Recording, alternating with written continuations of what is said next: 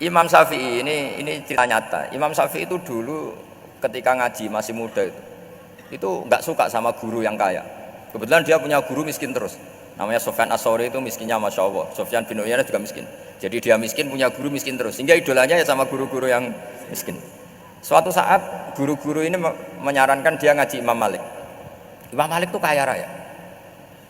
Itu babutnya Imam Malik kalau diinjek itu mata kakinya tidak kelihatan saking halusnya. Kalah Indonesia lah kalah. Imam Malik tuh gaya. Kalau ngaji di kursi tinggi terus pakai bukhur itu, pakai jubah Arab yang mahal. Pokoknya mewah kali Imam Malik. Terus dia mulai ini kiai kok kaya. Kemudian setelah beliau alim tanya, saya harus ngaji siapa setelah ilmu jenengan habis kira-kira gitu. Kata Imam Malik, sudah kamu tidak usah perlu ngaji saya, kamu sudah alim alama. Terus Imam Malik datang ke Baki. Zaman itu Baki itu semacam kayak rentalan ya, semacam Grab lah kalau dulu. Mana kafilah yang mau ke Irak? Ya sudah terus. Oh kita mau ke Irak. Ini antar ke Muhammad bin Hasan As-Syaibani. Itu dibiayai sama Imam Malik. Grabnya ya dibayarin, itu kafilahnya itu ya dibayarin. Imam Syafi'i disangoni surrotan min dhahabin. Jadi satu kepes uang dikasihkan. Itu pernah tak hitung semurah-murahnya itu sekitar 60 juta. Imam Syafi'i mulai mikir. Kiai yang saya kritik lomo, sing kiai miskin tak puji, gak pernah ngamal kan, tentu orang miskin kan. Setelah datang ke Muhammad bin Hasan As-Syaibani, beliau itu pakar usul fikih, muridnya Abu Hanifah. Beliau al-usuli, pakar usul fikih. Itu Muhammad bin Hasan As-Syaibani itu kalau ngitung emas, itu di ruang tamu. Uangnya miliaran, emasnya banyak. Dari kota ini dipindah ke kota ini, emas kalau ngitung di ruang tamu. Bukan di kamar, di ruang tamu. Imam Syafi'i tambah kaget. Imam Malik kayak gitu sudah saya soal, malah ini kaya raya. Setelah Imam Syafi'i kelihatan kaget, digojlek sama Muhammad bin Hasan As-Syaibani karena beliau senior. Atajabu min hadza, kamu aneh melihat ini? Iya. Kenapa? Ulama kok kaya raya. Terus kata Muhammad bin Hasan, ya sudah, uang ini tak kasihkan orang-orang fasik, binti gue demenan, gue nyabu, macam-macam. Oh jangan, nanti dipakai maksiat. Pun jenengan mawon sing suka. Semenjak itu Imam Syafi'i rubah mindset. Jadi kalau kampus ini ingin akreditasi A, ingin mulia, ingin apa, kamu ridho kalau yang punya prestasi seperti itu adalah orang-orang fasik. Ridho enggak? Enggak kan? Maka didoakan ini. Nah itu namanya berpikir secara usuli.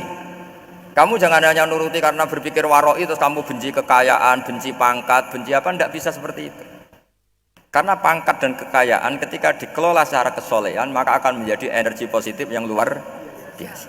Semenjak itu Muhammad bin Hasan As-Syaibani berhasil mendidik Imam Syafi'i. Sampai akhirnya keterusan Imam Syafi'i berpendapat kalau orang Islam bisa bikin rumah tingkat kok punya rumah reok itu haram kata. Akhirnya keterusan. Kalau bisa jadi bupati kok jadi ketua RT juga haram. Karena al-Islam ya'lu wala yu'la alaih. Islam itu luhur bukan bisa diluhurin. Sehingga rata-rata orang Syafi'iyah termasuk kiai-kiai Indonesia itu rata-rata ya agak-agak politikus. Ya agak-agak kedonyan, mungkin sebagian ya kedonyan tenan gitu. Karena enggak ridho gitu loh. Kalau kesempatan itu dikuasai orang fasik kemudian menjadi kekuatan maksiat. Coba kalau bupati itu orang yang fasik. Kemudian programnya supaya rakyat seneng semalaman dangdutan yang purno misalnya. Supaya rakyat seneng dibolehkan dugem, dibolehkan judi. Tapi kalau yang jabat orang soleh kan ada beberapa perda yang menolak penyakit apa? Masyarakat. Jadi kamu jangan melihat bahwa kepangkatan ini hanya sebagai alat korupsi, alat otoriter, enggak. Asal kena orang soleh, maka ini menjadi energi kesolehan atau energi positif. Sebab itu ketika Allah muji para nabi yang soleh, diantaranya disifati apa? Faqad ataina ala Ibrahim al-kitab wal hikmata, terusannya ayat wa atainahum mulkan azim. Dan Nabi Ibrahim dan keluarganya tak kasih kerajaan yang besar. Nah sekarang masih banyak orang yang cara pandang ngapain bikin unisula yang megah, ngapain berambisi punya akreditasi A dan sebagainya. Menyoal seperti itu salah secara usul fikih. Karena secara usul fikih kesempatan yang baik tentu harus diperjuangkan oleh orang-orang yang soleh. Karena ini supaya jadi otoritas yang positif. Itu dulu ada latihannya. Jadi orang dulu itu gampang sekali ketika milih miskin ditanya, kenapa miskin? Saya ingin hisab saya ringan. Tapi ketika mereka kaya, yang soleh, supaya harta ini tidak dipakai orang yang nanti dipakai maksiat.